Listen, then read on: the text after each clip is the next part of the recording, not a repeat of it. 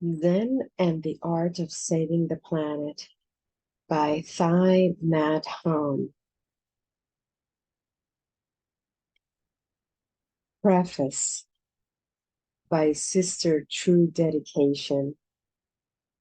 Thich Nhat Hanh, or Thai as we call him, is a poet, scholar, peace activist, Zen master, and man of action. He embodies an inspiring, decisive, compassionate, and fearless engagement that springs from a place of serenity and insight.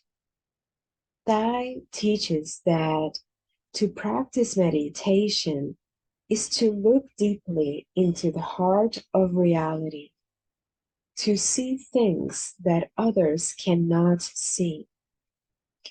And as he says, once there is seeing, there must be acting. Otherwise, what's the use of seeing? A monk for nearly 80 years, Thai has found remarkable ways to combine his practice of meditation and mindfulness with extraordinary actions for peace and social justice, investing his life energy in training the next generation of engaged Buddhists and building healthy communities of mindful living that can continue to be catalysts for change in the world. In the 1960s, Thai created a movement of thousands of young social workers in Vietnam before leaving for the West to call for peace. A leading voice for nonviolent social change, he collaborated with Dr. Martin Luther King Jr., with whom he shared a vision for building a beloved community that could transcend division, discrimination, and hatred. A community in which true reconciliation can be possible among all people and among all nations. In the 1970s, together with friends and colleagues, Thai rescued boat people from the high seas off Singapore and initiated one of the very first international environmental conferences in Europe. Over the following decades, Thai created a way of teaching and applying mindfulness in everyday life that could be accessible to millions. He has shared his vision for compassionate leadership with politicians, business people, teachers, activists, and more recently, Silicon Valley CEOs. And from his direct and often painful personal experience of unstable and polarized times, he has developed a simple yet powerful code of global ethics that offers a bright compass to guide our way forward.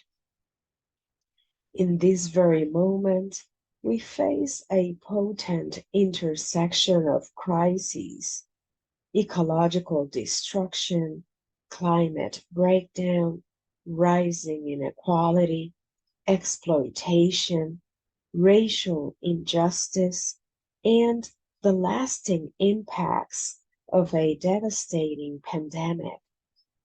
The situation is beyond urgent. In order to face these challenges with the best we've got, we need to find ways to strengthen our clarity, compassion, and courage. Cultivating a strong training in meditation and mindfulness is not an opiate to escape what's going on, but a way for us to truly still the mind and look deeply in order to see ourselves and the world clearly. From this foundation of clarity and insight, we'll be able to take the most appropriate, effective action to transform the situation and create a regenerative culture in which all life is respected. Thai tells us that the world doesn't need another ideology or doctrine, but the kind of awakening that can restore our spiritual strength. This book, edited by his students, offers his most inspirational and timely teachings for the next generation and his guidance on how we can truly sustain our efforts to help our society and planet without burning out. Thai first asked us to begin working on this book almost a decade ago, and we are excited to have finally assembled in one volume his powerful Zen teachings on deep ecology, engaged action, community building, and collective awakening, drawn from his writing, talks, interviews, and question and answer sessions. Thai gives voice to a very practical, everyday ethic that can guide our decisions and actions, transform the everyday habits that hold us back, and help us touch joy and meaning right in the heart of each moment. Thai explains that without such an ethic, without a spiritual dimension to guide our daily lives, we will lose everything. Before Thai suffered a major stroke in 2014, many of us who lived and trained with him had a chance to experience his guidance directly. He nurtured and challenged us, encouraged and sometimes scolded us. He was tender as a grandfather, fierce as a warrior. There were times he mobilized us to be some of his many arms of engaged action in the world.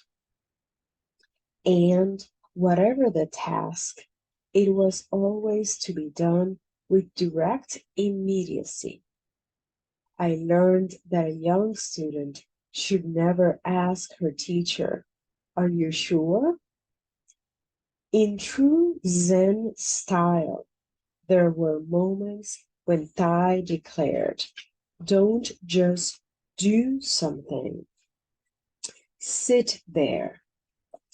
At other moments, he would call our names and send us off from our cushions out of the meditation hall to work on something urgent we had not yet finished.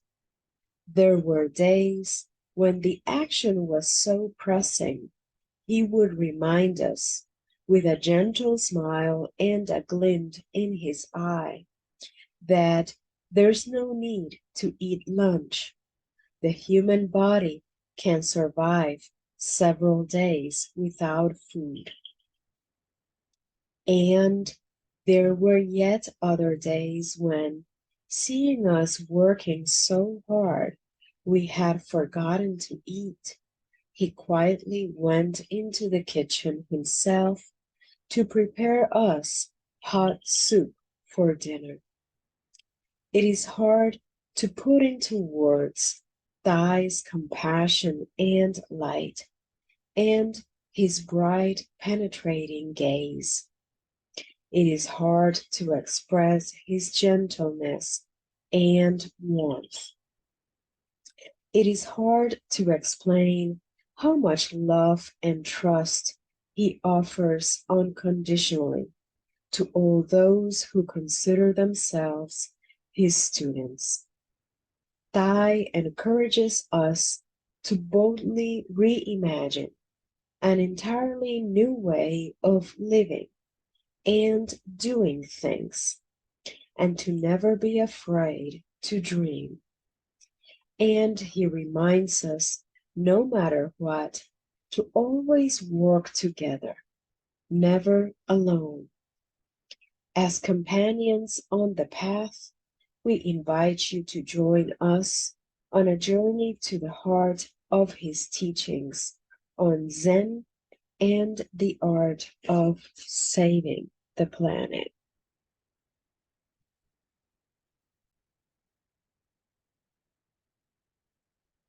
I have been looking for you, my child, since the time when rivers and mountains still lay in obscurity. I was looking for you when you were still in a deep sleep, although the conch had many times echoed in the 10 directions. From our ancient mountain, I looked at distant lands and recognized your steps on so many different paths. Where are you going? In former lifetimes, you have often taken my hand, and we have enjoyed walking together. We have sat for long hours at the foot of old pine trees. We have stood side by side in silence, listening to the sound of the wind softly calling us, and looking up at the white clouds floating by.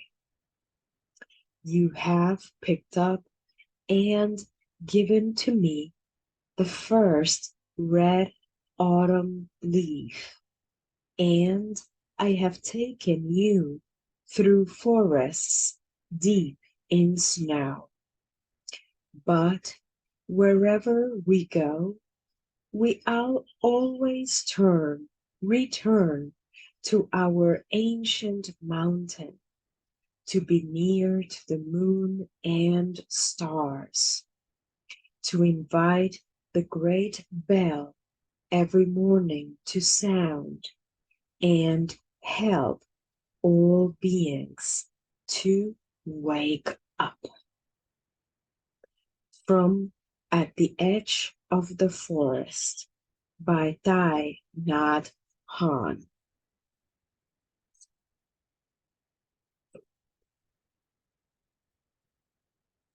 Now is the time. This is it. Introduction. The beauty of the earth is a bell of mindfulness. If you cannot see it, you must ask yourself why. Maybe something is blocking the way, or maybe you are so busy looking for something else you cannot hear the call of the earth.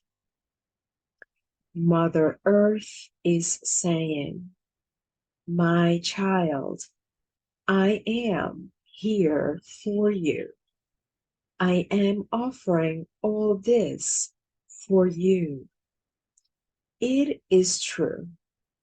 The rays of sunshine, the singing birds, clear streams, the cherry blossoming spring, and the beauty of the four seasons, it's all there for you. And if you cannot see or hear it, it is because your mind is too full. The earth is telling you that she is there and that she loves you. Every flower is a smile of the earth. She is smiling to you, and you do not want to smile back. The fruit in your hand, it might be an orange or a kiwi, is a gift from the earth.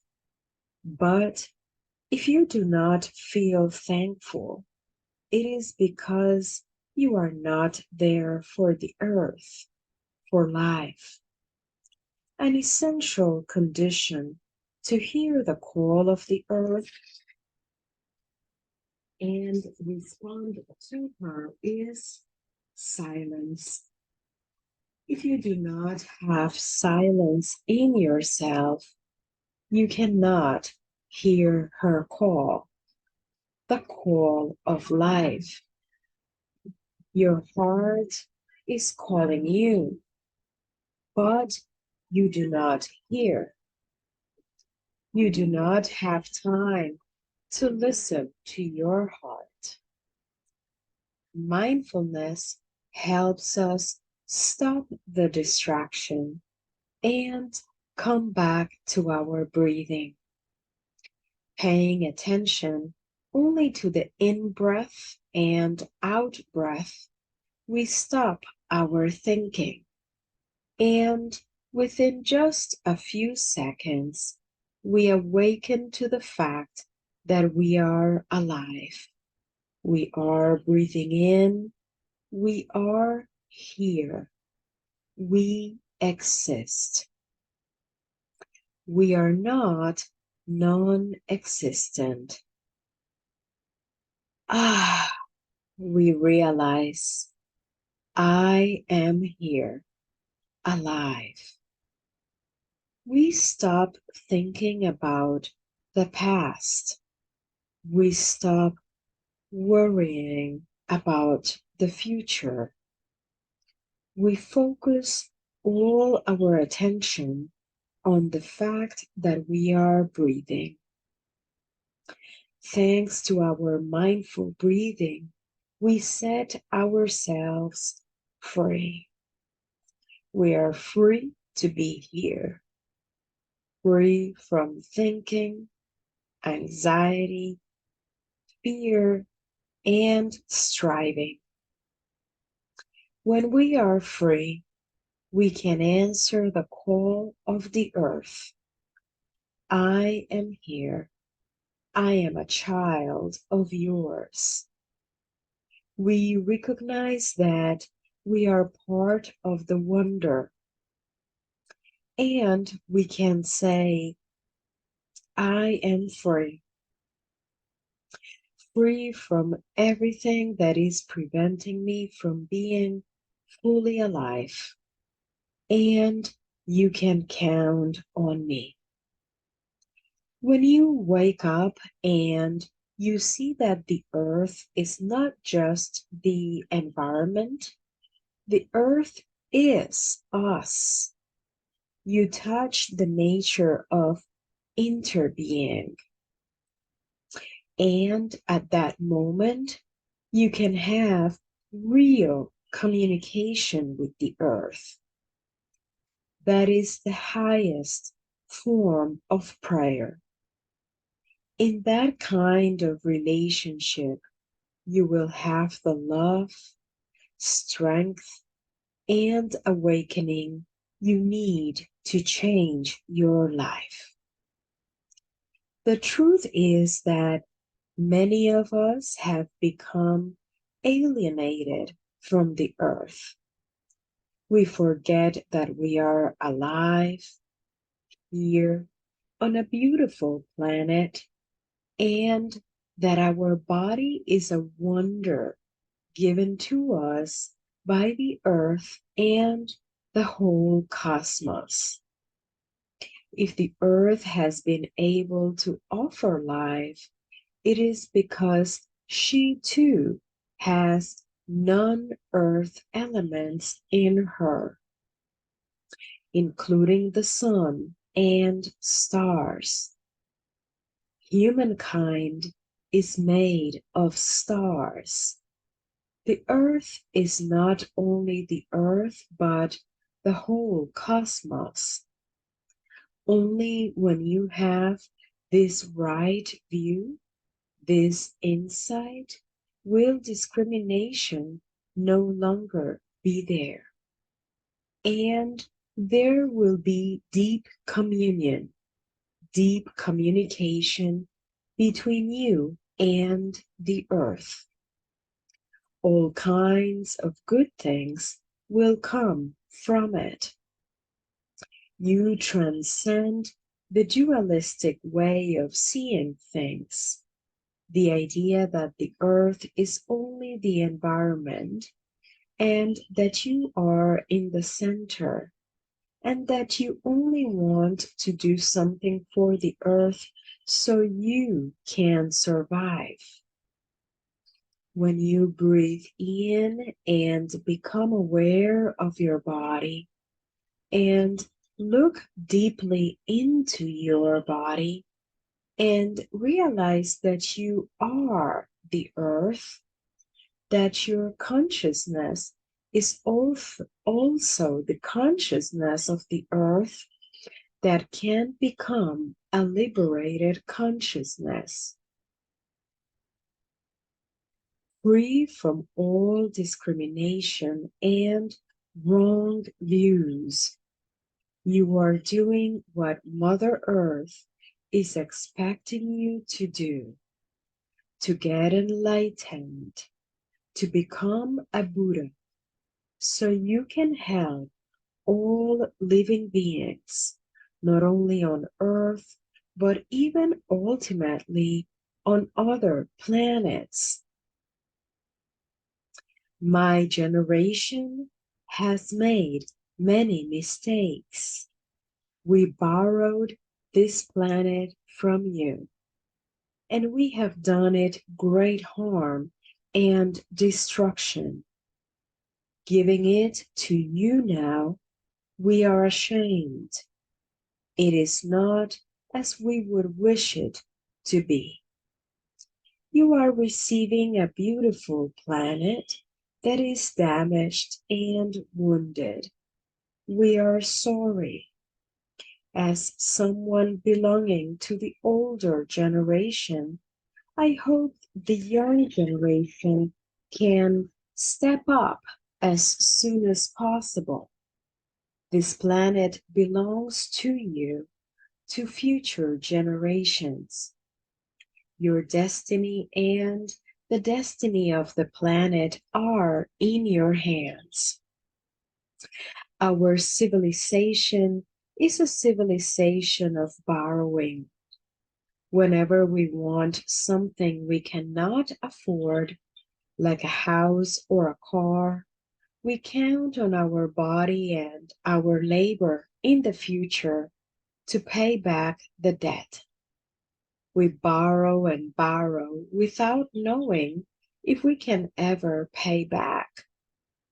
In this way, we have borrowed from ourselves, from our health, and from the planet. But the planet cannot take it anymore. And we have borrowed too much from you, our children and grandchildren. The planet and future generations are also us. We are not separate. The planet is us, and you are also us. The truth is there is not much of ourselves left. It is very important to wake up and see that we do not need to borrow anymore. What is available in the here and now is already sufficient for us to be nourished, to be happy. And that is the miracle of mindfulness, concentration, and insight.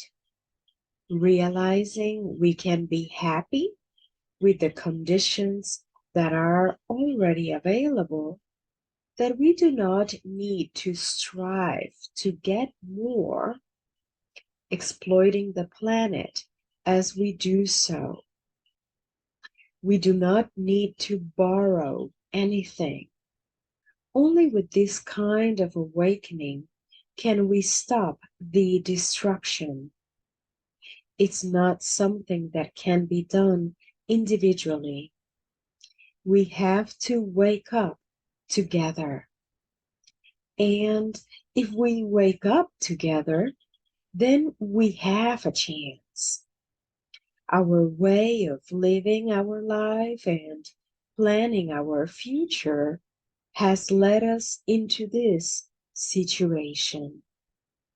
And now we need to look deeply to find a way out, not only as individuals, but as a collective, a species. You can no longer count on the elder generation alone. I have often said that one Buddha is not enough. We need a collective awakening. All of us have to become Buddhas in order for our planet to have a chance.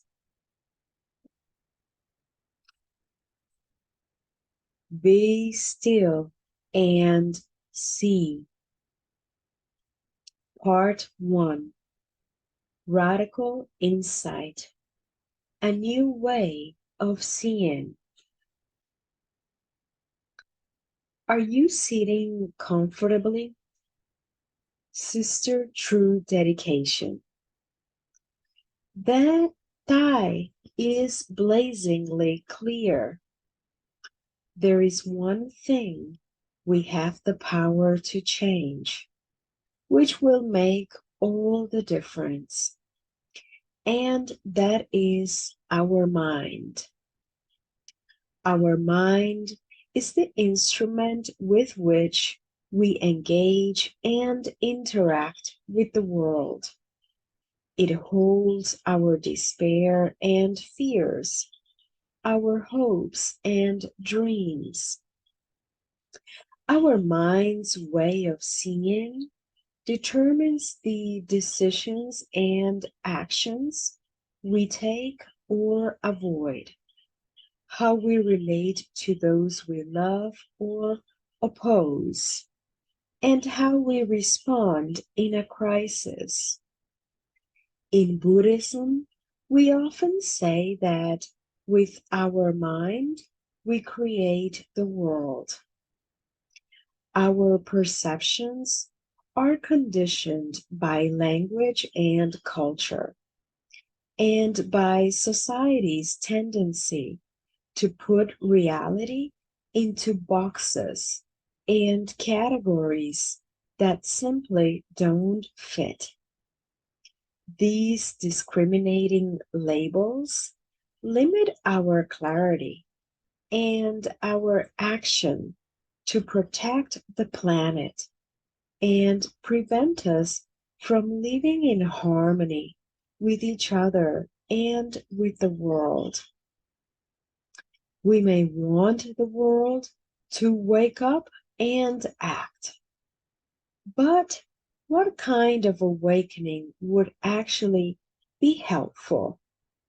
What do we need to wake up to? Buddhism speaks of two levels of truth.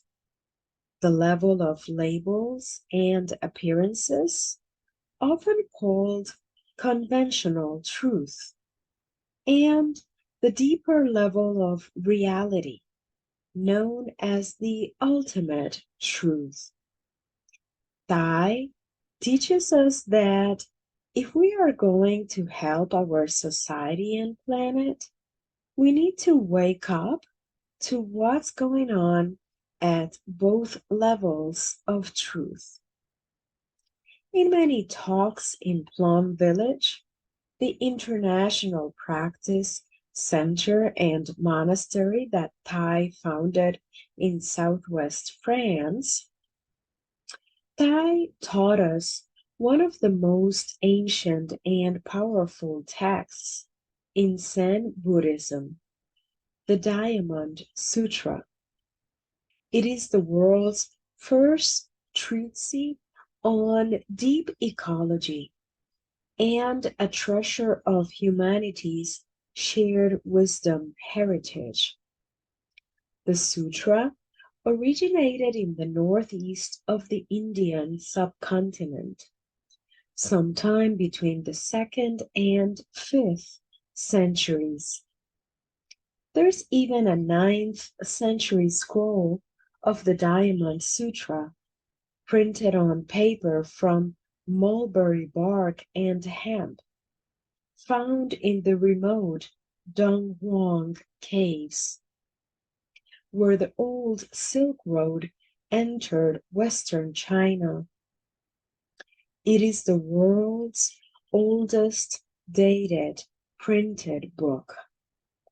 On a teaching tour to London a few years ago, Thai took a few dozen of us with him to see the scroll at the British Museum. Our times make it possible for wisdom to transcend geography and generations. As you will discover in the following pages, the Diamond Sutra proposes a deep contemplation to give us a breakthrough in our way of seeing the world. It offers a four-part meditation to cut through the stories we tell about what life is and isn't, in order to help us get closer to the deeper level of reality as it truly is. It is known as the Vajra Jedika Sutra, the thunderbolt or diamond that cuts through illusion. Applying the teachings of the Diamond Sutra can give us a vast source of energy and clarity to take the right kind of action. It is unbelievably hard to stop and step back. It may even be scary. The fact is, it is rare to get a chance to challenge the deeply held beliefs society imprints on us. For that reason, you may like to read the following pages slowly, taking time to see how these insights may apply directly to your own life. You may like to go for a walk to create space to contemplate these ideas, or to take some notes in a journal as you go along. Thai always says, as the Buddha did, whatever you do, don't just take my word for it. Put it into practice and see for yourself. Ready for some truth telling? Sister, true dedication.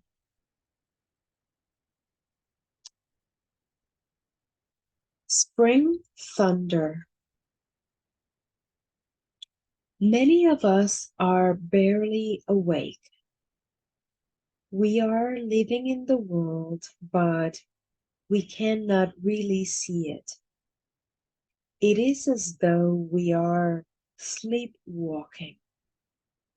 To wake up, first of all, is to wake up to the beauty of the earth. You wake up to the fact that you have a body and that your body is made of the earth and sun and stars. You wake up to the fact that the sky is beautiful and that our planet is a jewel of the cosmos. You have an opportunity to be a child of the earth and to make steps on this extraordinary planet. Second, to wake up means to wake up to the suffering in the world. You wake up to the fact that the earth is in danger and living species are in danger. You want to find ways to bring relief, healing, and transformation. This requires a tremendous source of energy. If you have a strong desire in you, a mind of love, that is the kind of energy that will help you do these two things. Wake up to the beauties of the planet to heal yourself, and wake up to the suffering of the world and try to help. If you have that source of strength in you, if you have that mind of love, you are what can be called a Buddha in action. If you see the suffering in the world, but you have not changed your way of living yet, it means the awakening is not strong enough. You have not really woken up. In Zen, sometimes a teacher will shout or hit you so you can wake up. They will do whatever it takes. The Zen master's shout is like a crash of spring thunder. It wakes you up, and with the rains that follow, grasses and flowers will bloom. We need a real awakening, a real enlightenment. New laws and policies are not enough. We need to change our way of thinking and seeing things. This is possible. The truth is that we have not really tried to do it yet. Each one of us has to do it for ourselves. No one else can do it for you. If you are an activist and you are eager to do something, you should begin with yourself and your own mind. It is my conviction that we cannot change the world if we are not able to change our way of thinking, our consciousness. Collective change in our way of thinking and seeing things is crucial. Without it, we cannot expect the world to change. Collective awakening is made of individual awakening. You have to wake yourself up first, and then those around you have a chance. When we ourselves suffer less, we can be more helpful and we can help others to change themselves too. Peace, awakening, and enlightenment always begin with you. You are the one you need to count on.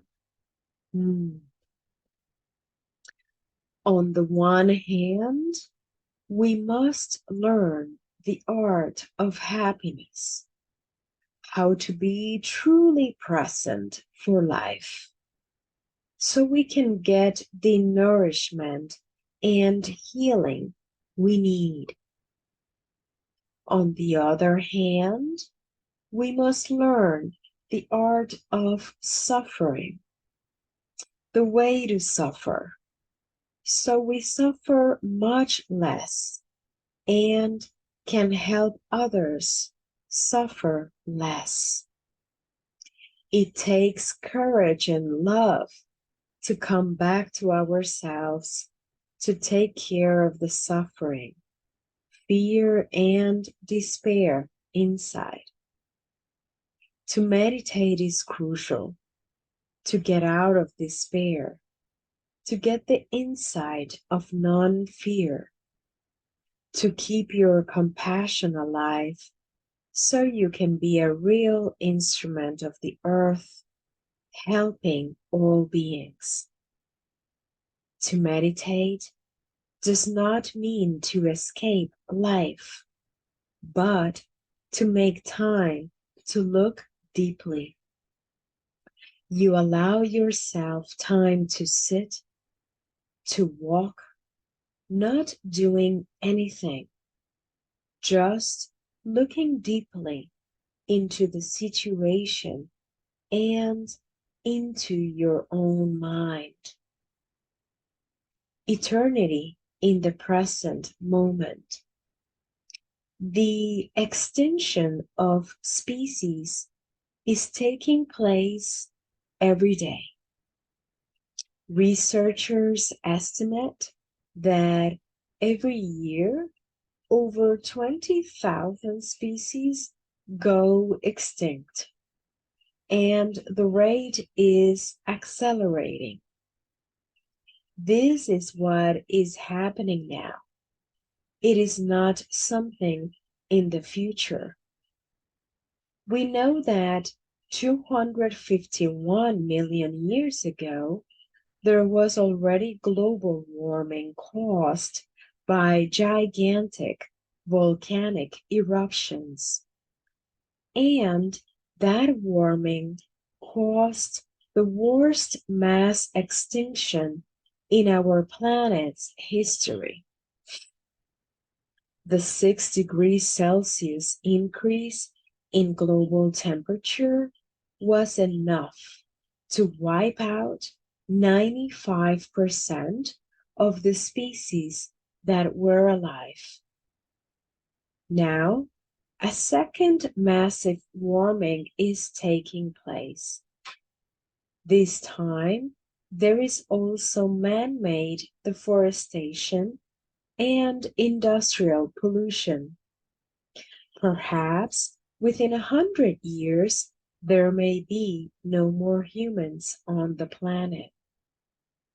After the last mass extinction, it took the Earth 100 million years to restore life.